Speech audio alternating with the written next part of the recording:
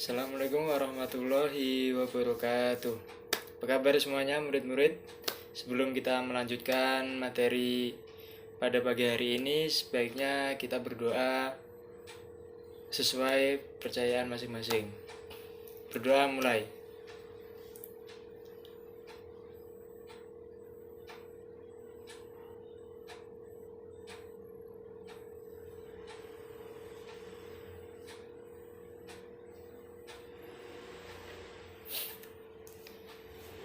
Berdoa selesai. Oke, mari kita lanjutkan pada tahap absensi. Yang merasa hadir, maka ucapkan hadir, dan tidak ada hadir apa alasannya. Mungkin ada titipan surat atau mungkin titipan atau lagi sakit, bisa disampaikan. Yang pertama,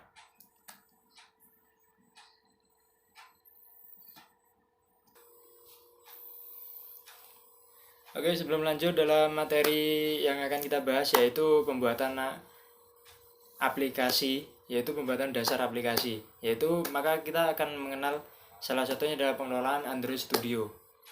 Dalam pengelolaan Android Studio ini adalah penjelasan tentang bagaimana menginstal Android Studio dan mengenal dengan komponen-komponen yang sering dipakai di dalamnya. Ini akan memudahkan Anda untuk mengikuti latihan selanjutnya. Komponen-komponennya adalah, yang pertama adalah activity. Di sini Anda akan membuat aplikasi pertama Anda, mulai dari pembuatan desain dan menuliskan logika dasarnya sampai penggunaan surveillance state untuk menjaga data karena perubahan level style. Dan yang kedua, intent. Mendalami macam-macam intent untuk berpindah antara activity maupun aplikasi, seperti implicit intent atau yang disebut juga dengan explicit intent. Dan yang ketiga adalah layout. Di sini Anda akan mempelajari bagaimana mendesain aplikasi dengan berbagai macam layout. Layout itu adalah tampilan dalamannya, seperti linear layout, frame layout, relative layout, dan table layout. Dan yang kedua adalah style and theme. Mempelajari cara mendesain aplikasi lebih cepat dan mudah dengan manfaat style and theme. Dan selanjutnya adalah Resilier View. Pada materi ini Anda akan mempelajari atau belajar komponen yang sering dipakai untuk menampilkan list. Anda juga akan belajar akan belajar berbagai tipe layout seperti tipe list, grid, atau grid view. Dan terakhir adalah submission. Pembuatan aplikasi yang dapat menampilkan sebuah daftar konten beserta detailnya. Nah, perlu diketahui, dalam pembuatan aplikasi ini Anda harus memiliki skill yang pertama adalah desain grafis, dan yang kedua adalah pemrograman. Nah, ini pemrograman di sini kita akan ulas sedikit nanti.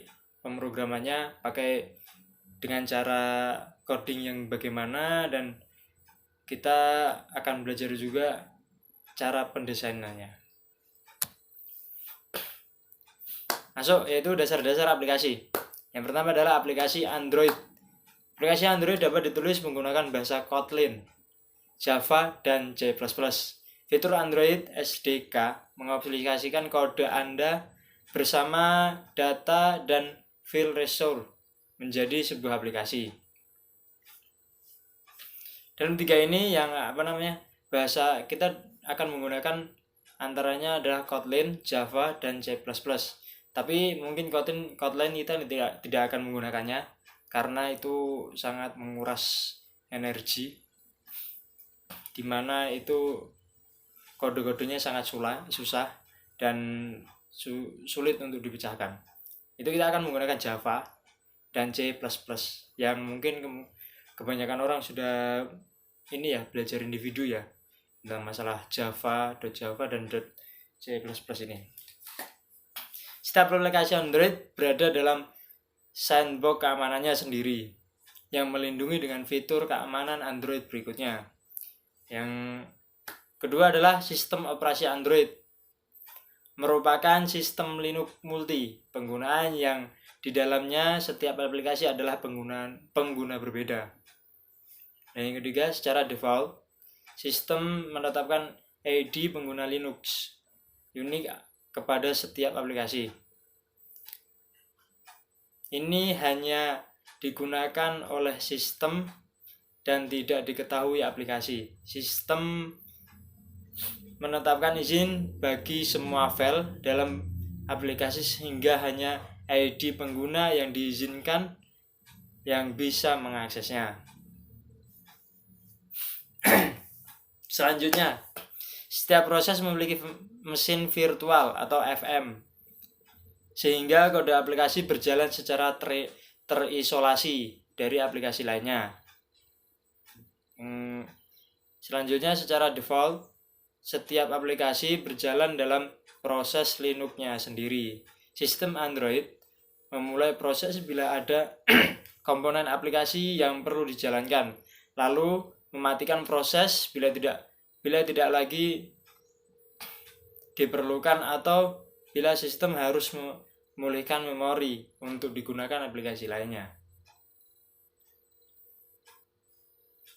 Selanjutnya, ini mungkin pengertiannya ya. Itu sistem Android mengimplementasikan prinsip privilege minim. Ini berarti secara default aplikasi hanya memiliki akses komponen yang diperlukan untuk melakukan pekerjaannya dan tidak lebih dari itu. Hal ini menghasilkan lingkungan yang sangat aman sehingga aplikasi tidak bisa mengakses bagian sistem bila tidak diberi izin.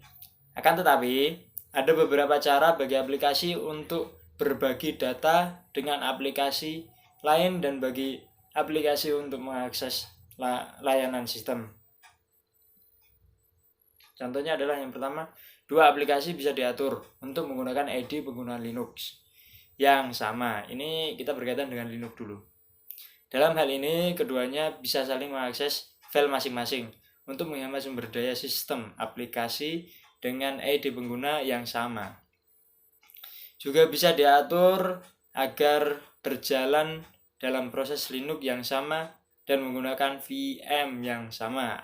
Aplikasi tersebut juga harus ditandatangani dengan sertifikat yang sama.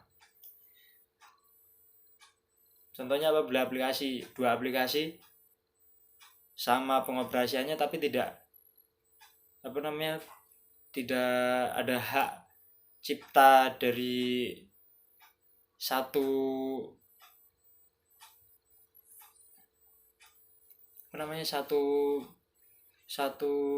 user, itu tidak akan bisa untuk diakses secara bersamaan atau untuk saling bertukar data. Yang kedua, aplikasi bisa meminta izin akses ke data perangkat seperti kotak pengguna, pesan, penyimpanan lepas pasang atau kartu SD, kamera, Bluetooth. Pengguna secara eksplisit dan harus memberikan izin ini. Bagian selanjutnya dari dokumen ini memperkenalkan konsep berikut, yaitu komponen kerangka kerja inti yang mendefinisikan aplikasi. Kedua, file manifest tanpa ada mendeklarasikan komponen dan fitur yang diperlukan perangkat untuk aplikasi. Apa aja itu filenya? Filenya ya seperti decoding, terus kita alokasi tempat, layout. Nah, kita desain layoutnya, kita desain seberapa bagus aplikasi, tampilan dalam dan luarnya. Seperti logo aplikasi pertama. Nah, jika diklik, kita akan menuju aplikasi yang lainnya. Selanjutnya, sumber daya yang terpisah dari kode aplikasi dan memungkinkan aplikasi mengoptimalkan perilakunya untuk beragam konfigurasi perangkat. Lanjut, komponen.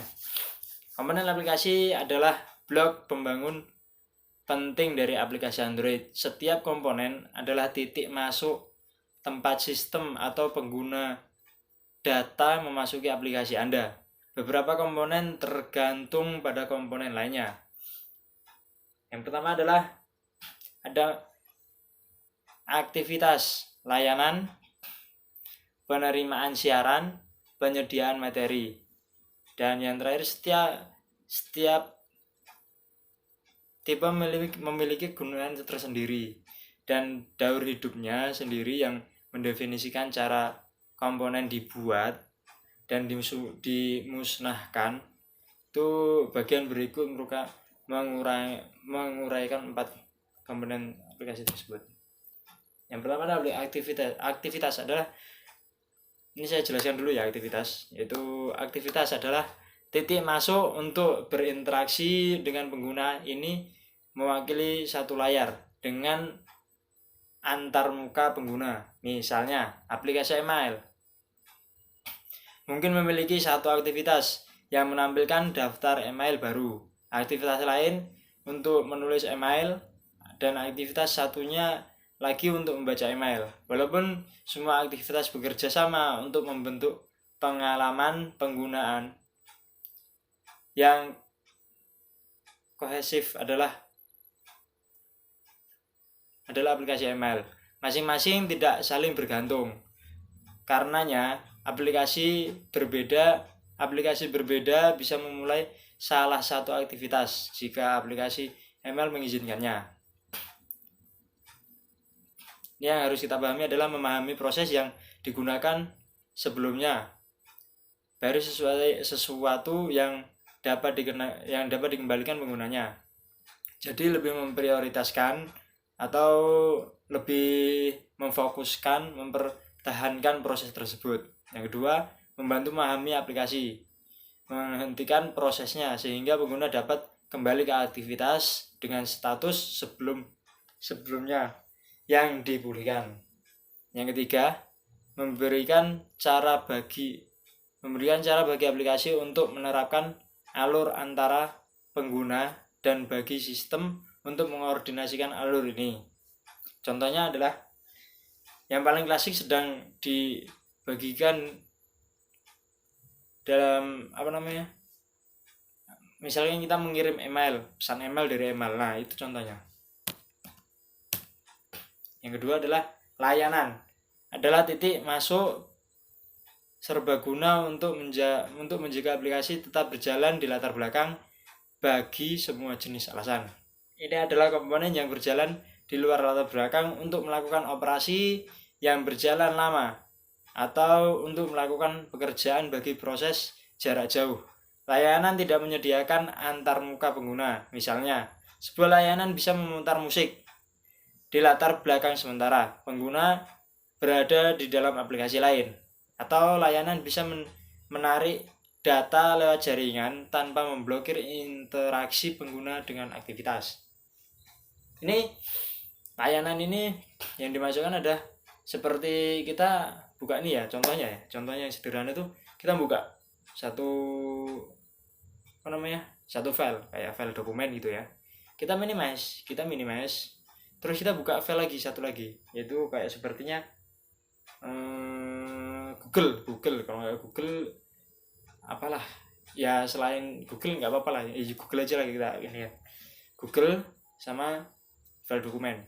Nah, kita buka file dokumen, kita buka Google secara bersamaan kita apply di Google, terus kita cari file yang di dokumen itu, kita apply, atau kita nyari file video atau musik atau gambar. Nah, itu kita apply bersamaan, pasti tidak ada trouble atau misal tabrakan terus ada yang salah satu nanti terclose sendiri, gak ada. Nah, itu dia layanan dari titik masuk gabungan aplikasi tersebut.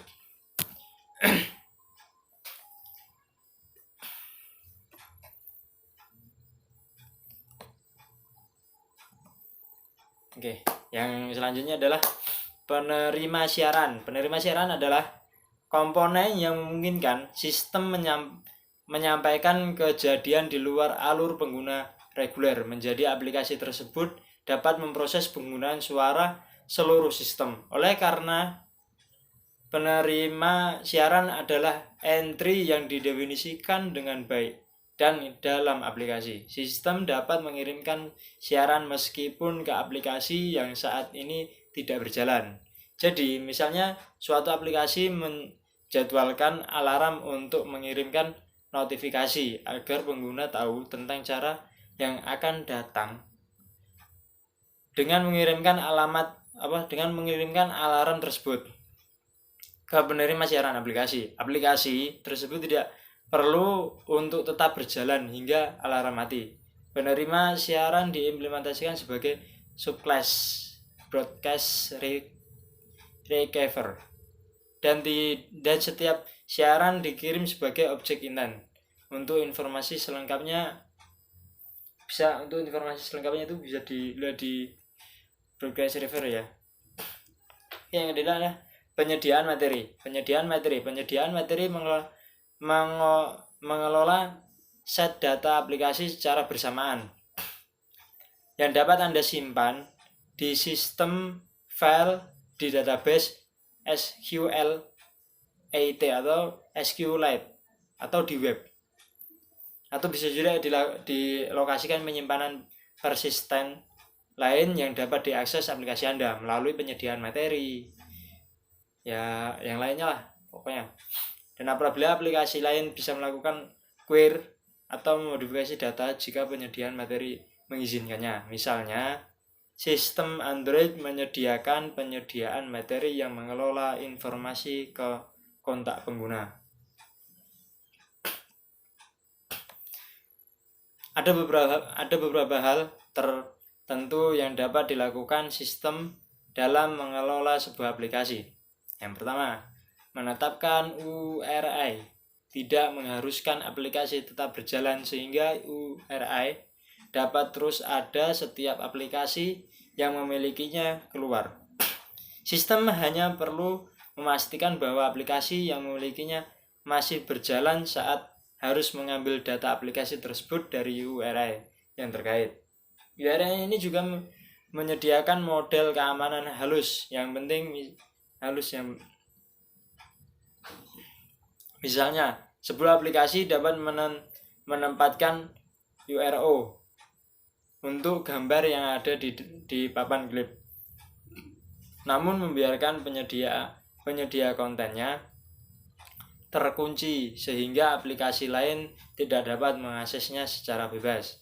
Apabila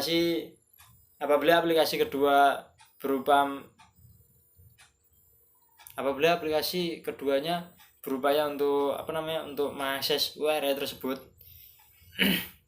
di papan klip, sistem dapat mengizinkan aplikasi tersebut untuk mengakses data melalui pemberian izin URI atau sementara sehingga diizinkan mengakses data hanya di belakang URI tersebut. Namun tidak ada data lainnya di aplikasi keduanya itu. Dia datanya itu gimana ya? Seolah-olah kita mengakses data itu ada data dalamnya, tapi itu tidak ada, kayak kosong gitu. Dan realitanya tuh kosong. Kita buka di filenya itu tidak ada. Nah, itu yang kebiasaan banyak yang yang trouble begitu. Nah, selanjutnya adalah sebelum sistem Android bisa memulai komponen aplikasi, sistem harus mengetahui bahwa komponen ada dengan membaca file manif. Android manif atau Android manif.xml aplikasi. Anda harus mendeklarasikan semua komponennya dalam file ini yang harus menjadi root dari direktori proyek aplikasi. Manifest melakukan banyak hal selain mendeklarasikan komponen aplikasi sebagai berikut. Contohnya, mengidentifikasi izin menggunakan pengguna yang diperlukan aplikasi seperti akses internet atau akses baca ke kontak pengguna. Dan yang kedua, mendeklarasikan API level minimum untuk diperlukan aplikasi berdasarkan API yang digunakan aplikasi. Yang ketiga, mendeklarasikan fitur perangkat keras dan perangkat lunak yang diperlukan aplikasi seperti kamera, layanan Bluetooth, atau layar multi sentuh. Yang ketiga, mendeklarasikan pustaka API.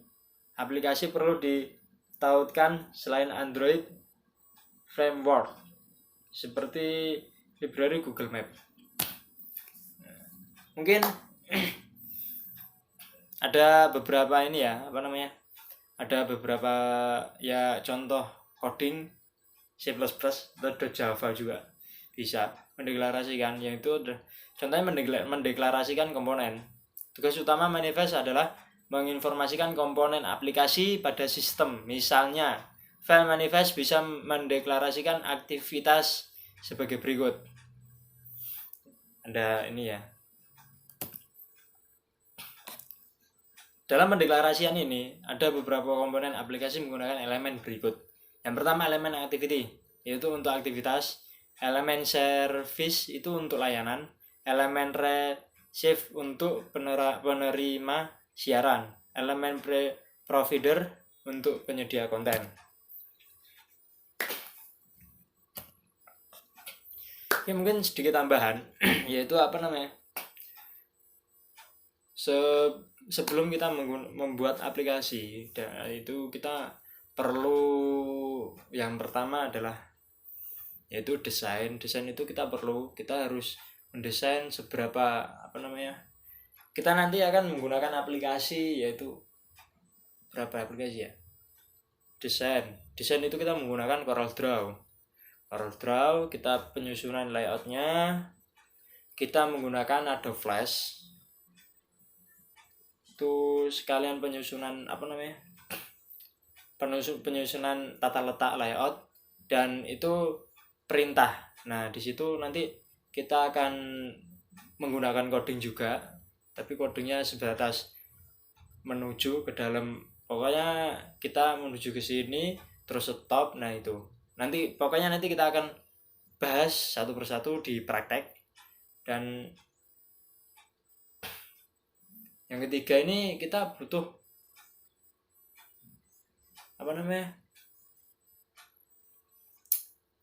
aplikasi, yaitu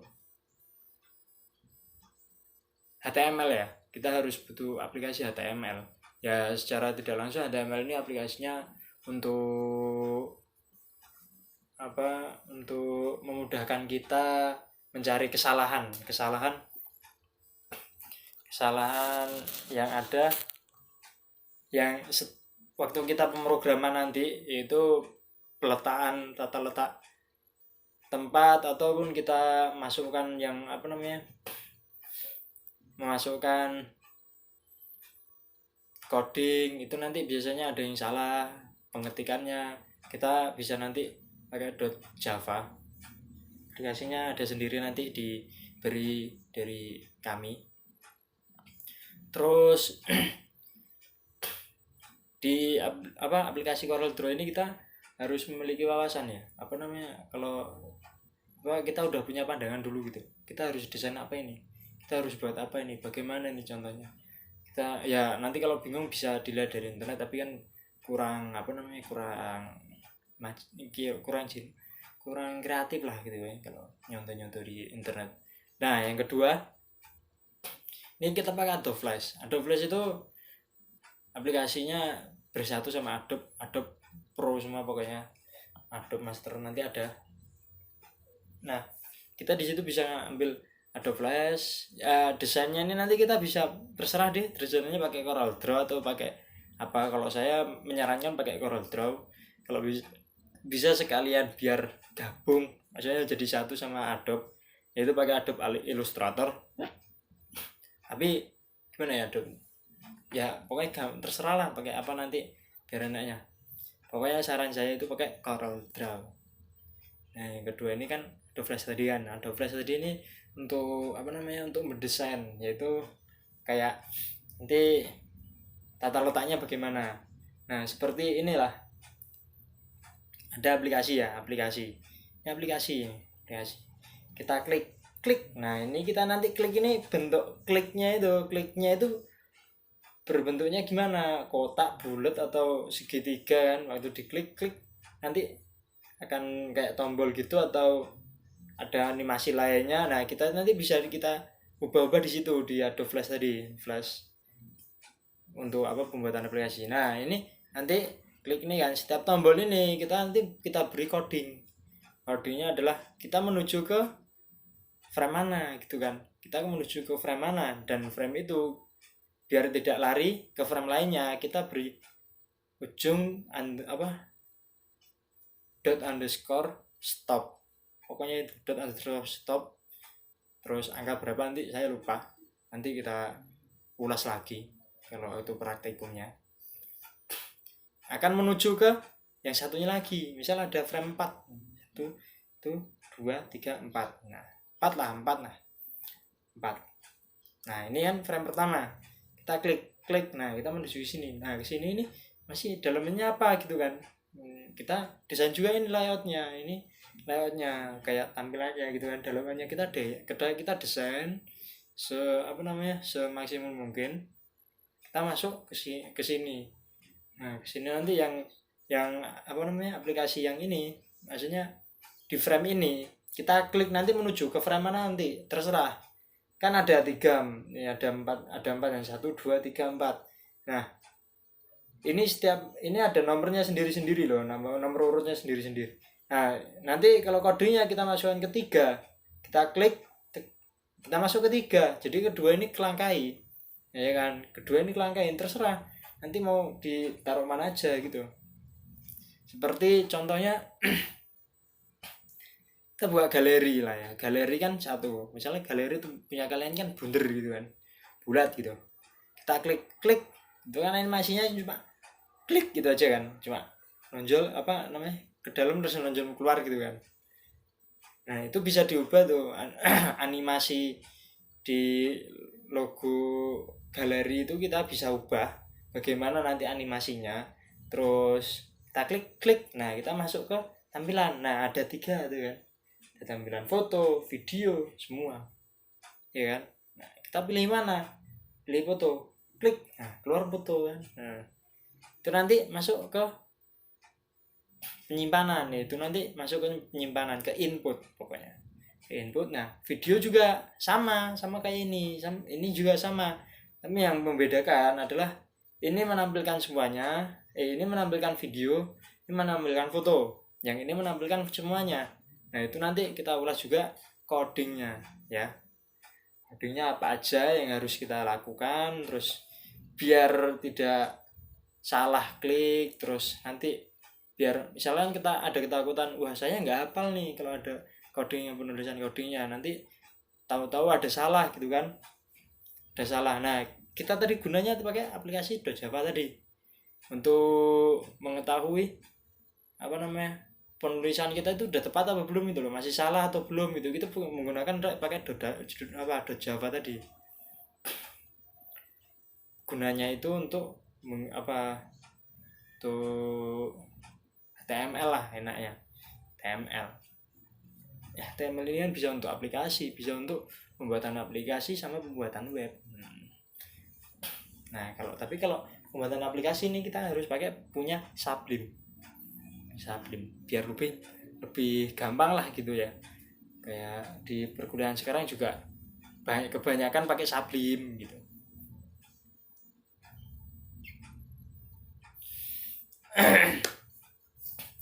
Dan yang selanjutnya aplikasi desain sudah, penataan layout sudah pakai Flash, dan yang ketiga ini pakai Sublime tadi saya lupa. Nah, yang terakhir ini kita butuh yang namanya web. Untuk apa web itu? Yaitu web itu untuk gimana ya?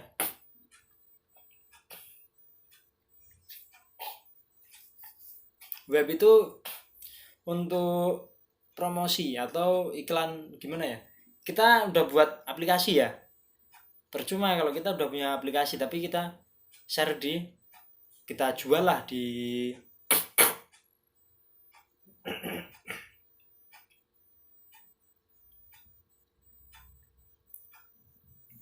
kita jual di Play Store. Ya, kita jual di Play Store mungkin beberapa doang, ya beberapa aja lah yang lihat gitu kan.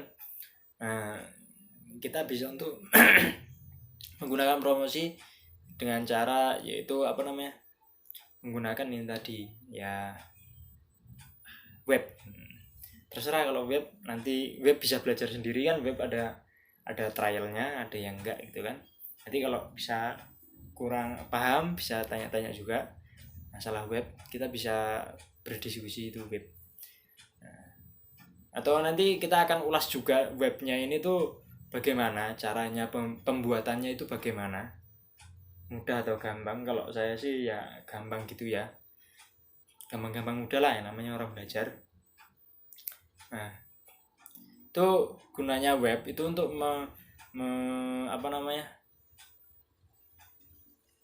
mempromosikan aplikasi kita. Ada apa gitu di dalam aplikasi kita tuh, ada apa dan apa yang harus kita lakukan, dan terus kita tuh bisa berbuat sebanyak apa di aplikasi yang telah kita buat. Nah, itu kita promosikan di web. Mungkin sekian. Ada pertanyaan atau mungkin yang kurang paham dalam pembuatan aplikasi ini bisa ditanyakan. Saya kasih waktu 5 menit.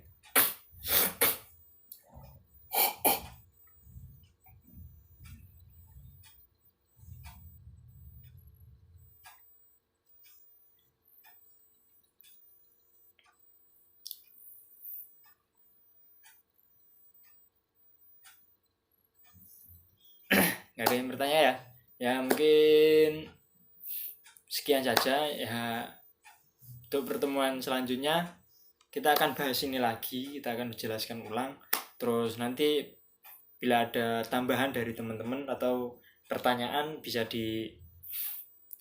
bisa dijelaskan atau bisa ditanyakan. Lebih kurangnya saya mohon maaf. Wassalamualaikum warahmatullahi wabarakatuh.